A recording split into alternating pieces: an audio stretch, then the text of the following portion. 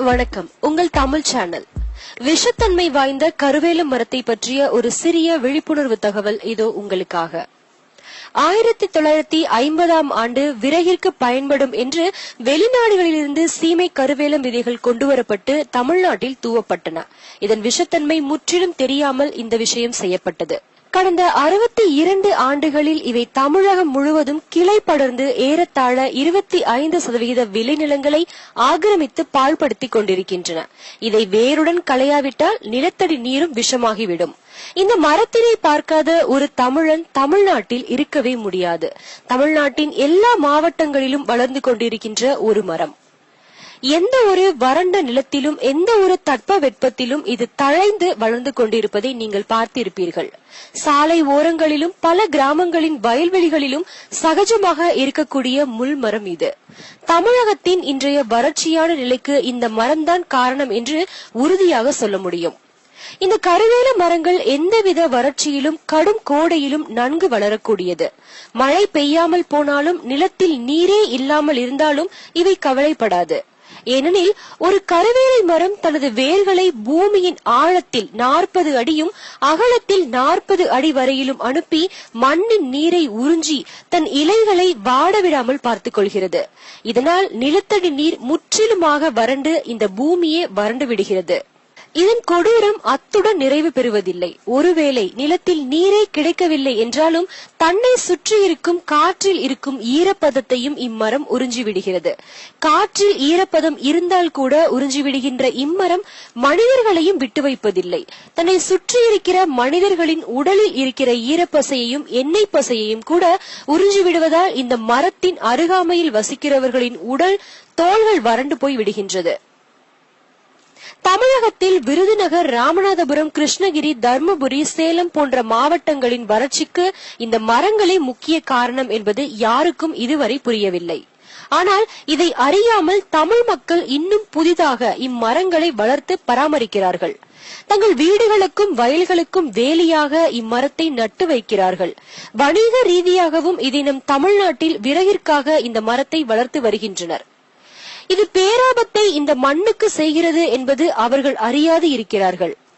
இந்த மரத்தின் இலை, காய், விதை என எதுவுமே எந்த உயிரினத்திற்கும் பயன்படாது. முக்கியமான விஷயம் ஒன்று உள்ளது. ஆச்சரியமாக இருந்தாலும் உண்மை அதுதான். இந்த மரத்தில் கால்நடைகளை கட்டி வைத்து வளர்த்தால் அவை மலடாகிவிடும். அதாவது சினை பிடிக்காமலேயே போய்விடும். ஒருவேளை மீறி கன்று ஈன்றாலும் அது ஊனத்துடன் தான் பிறக்கும். ஒரு புறம் இதன் வேர் நிலத்தடி நீரை விஷமாக மாற்றிவிடுகிறது. மற்றொரு புறம் இதன் நிழலில் மற்ற உயிரினங்கள் வாழ முடியாத நிலை இருக்கிறது. இதன் பக்கத்தில் வேறு எந்த செடியும் வளராது. தவிர இம்மரத்தில் எந்த பறவை இனங்களும் கூடு கட்டுவது இல்லை. கவனித்திருக்கிறீர்களா? காரணம் என்னவென்றால் இந்த சீமை கருவேல மரங்கள் பிராணவாயுவை மிக குறைந்த அளவை உற்பத்தி செய்கிறது. ஆனால் கரியமில வாயுவை மிக அதிக அளவில் வெளியிடுவதால் சுற்றுப்புற காற்று மண்டலமே நச்சுத்தன்மையாக மாறிவிடுகிறது. நமது அண்டை மாநிலமான கேரளாவில் இந்த மரத்தை பற்றி விழிப்புணர்வை வனத்துறையினர் மக்களிடம் ஏற்படுத்தி உள்ளனர். அதனால் கேரளாவில் இந்த மரத்தை ஓர் இடத்தில் கூட காண முடியாது. சில ஆண்டுகளுக்கு முன் ஒரு திட்டமிடலுடன் செயல்பட்டு இந்த மரத்தை அவர்கள் தேடி தேடி அழித்து இருக்கிறார்கள். வெட்டி போட்டு கொளுத்திவிட்டு சுற்றி நின்று கூத்தாடியும் இருக்கிறார்கள். அதனால்தான் இன்று கேரளா நீர்வளத்தில் அபரிமிதமான நாடாக இருக்கிறது. அங்கே நீரானது பூத்து குலுங்குகிறது. இப்போதும் இந்த மரத்தை அவர்கள் எங்கேயாவது கண்டுவிட்டால் சாத்தானை கண்டுவிட்டது போல் அலறி அதை வெட்டி தீயிலிட்டு கொளுத்திவிட்டுதான் அப்பால் நகர்கிறார்கள். கேரளாவில் தொழிற்சாலைகளுக்கு விறகிற்கு என்ன செய்கிறார்கள் தெரியுமா? நம் தமிழ்நாட்டிலிருந்து தான் அங்கே விறகு செல்கிறது. அவர்கள் தங்கள் ஆறுகளை பாதுகாக்க அதில் மண் அள்ள மாட்டார்கள். ஆனால் நம் ஆறுகளில் இருந்து மண் அங்கே செல்கிறது. கருவேல மரங்களை முற்றிலும் அழித்து விட்டார்கள். ஆனால் அவர்களின் தேவைகளுக்கு மரம் இங்கே இருந்து செல்கிறது.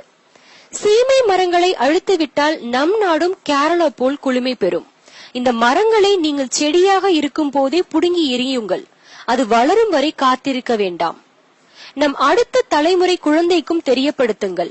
மரங்களை வளர்ப்பது எவ்வளவு அவசியமோ அதைவிட இந்த மரத்தில் ஒன்றையாவது வெட்டி அழிப்பது அதைவிட அவசியம் என்று. வெட்டுவதோடு மட்டும் இல்லாமல் நம் பாரம்பரிய மரங்களான அரச மரம், புங்கை மரம், வேப்ப மரம் போன்ற மரங்களை அந்த இடத்திலேயே நட்டு பராமரிப்போம். கருவேல மரத்தை முற்றிலுமாக வெட்டி வீழ்த்துவோம். இந்த பதிவு உங்களுக்கு பயனுள்ளதாக இருந்தால் இந்த செய்தியை முடிந்தவரை மற்றவர்களும் கொண்டு போய் சேர்க்கும் ஒரு சிறிய விழிப்புணர்வை ஏற்படுத்துங்கள். மேலும் இந்த செய்திகளை பற்றிய உங்களது கருத்துக்களை எங்களுடன் பரிமாறிக்கொள்ளலாம். மேலும் இதுபோன்ற செய்திகளை உடனுக்குடன் தமிழில் தெரிந்து கொள்ள யூடியூப் தமிழ் சேனலை சப்ஸ்கிரைப் செய்யுங்கள். நன்றி.